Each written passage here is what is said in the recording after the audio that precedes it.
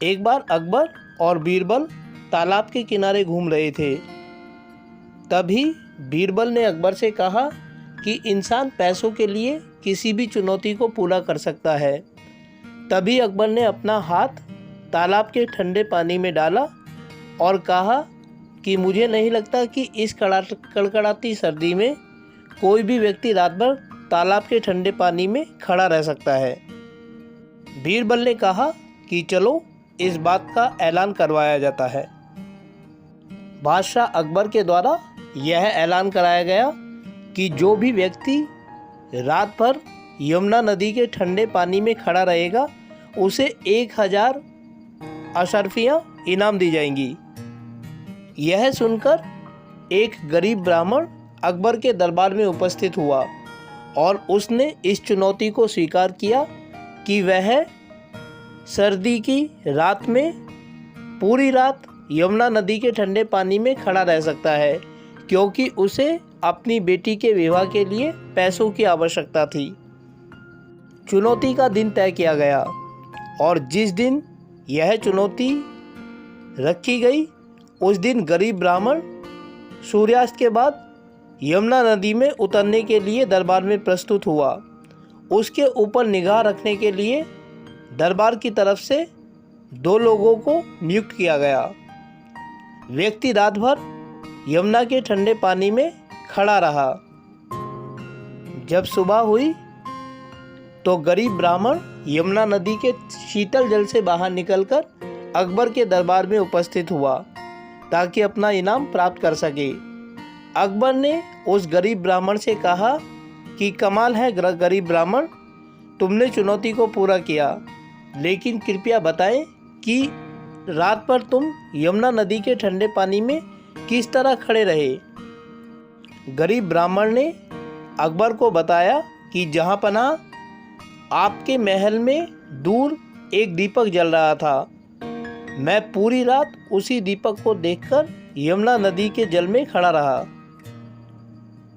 यह सुनकर अकबर को गुस्सा आ गया और उसने कहा कि अच्छा, तुम यमुना नदी के ठंडे पानी में रात भर इसीलिए खड़े रह सके क्योंकि तुम्हें हमारे महल में जलने वाले दिए की गर्मी मिलती रही। जाओ, तुम्हें कोई इनाम नहीं मिलेगा। यह सुनकर गरीब ब्राह्मण निराश होकर वहां से लौट गया। बीरबल ने इस सारी घटना को स्वयं अपनी आंखों से देखा और उन्होंने सोचा कि इस गरीब ब्राह्मण की मदद करनी चाहिए।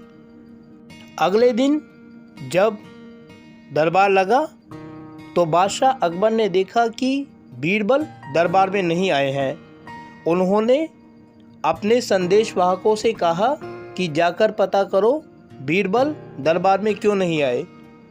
जैसे ही संदेशवाहक बीरबल के घर गए तो बीरबल ने कहा कि मैं खिचड़ी बना रहा हूँ, जैसे ही खिचड़ी बन जाएगी खिचड़ी खाकर मैं दरबार में उपस्थित हो जाऊँगा। लेकिन बहुत देर तक जब बीरबल दरबार में नहीं आए, बादशाह अकबर ने फिर से बीरबल को संदेश पहुँचाया कि अब तक बीरबल दरबार में क्यों उपस्थित नहीं हुए। एक बार फिर से व्यक्ति बीरबल के घर पर गए और पूछा कि बीरबल अब तक दरबार में उपस्थित क्यों नहीं हुए। बीरबल ने फिर यही जवाब दिया कि अभी मैं खिचड़ी बना रहा हूँ, जैसे ही खिचड़ी बन जाएगी मैं खिचड़ी खाकर दरबार में उपस्थित हो जाऊँगा। थोड़ी देर बाद फिर से अकबर ने अपने दरबारियों से कहा कि अकबर ऐसी कौन सी खिचड़ी बना रहे हैं जो अभी तक पकी ही नहीं, चलो चलकर खुद ही देखते हैं। इस बार बादशाह अकबर स्वयं बीरबल के घर पर गए और बीरबल को खिचड़ी बनाता देखकर उन्हें बहुत गुस्सा आया, क्योंकि बीरबल जिस तरह से खिचड़ी बना रहे थे उसके द्वारा खिचड़ी का बनना नामुमकिन था। अकबर ने देखा कि बीरबल ने ऊंचाई पर एक हांडी टांगी हुई थी और उसके नीचे थोड़ी सी आग जलाई हुई थी। यह देखकर बीरबल को अकबर ने सलाह दी कि जब तक आग की गर्मी हांडी को नहीं मिलेगी तब तक खिचड़ी भला कैसे बन पाएगी। बातचीत के लिहाज से तो बीरबल हमेशा चतुर थे। उन्होंने कहा पकेगी, जरूर पकेगी, जहाँ पनाह जरूर पकेगी।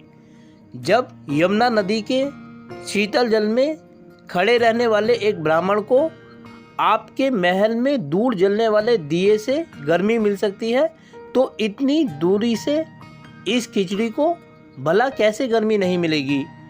यह खिचड़ी कुछ ही देर में पक जाएगी और यह खिचड़ी खाकर मैं फिर से दरबार में उपस्थित हो जाऊंगा। यह देखकर अकबर को समझ आ गया कि वास्तव में बीरबल क्या कहना चाहते हैं। दरबार में आकर अकबर ने उस गरीब ब्राह्मण को बुलाया और उसे उसके इनाम की राशि देकर खुशी खुशी विदा किया।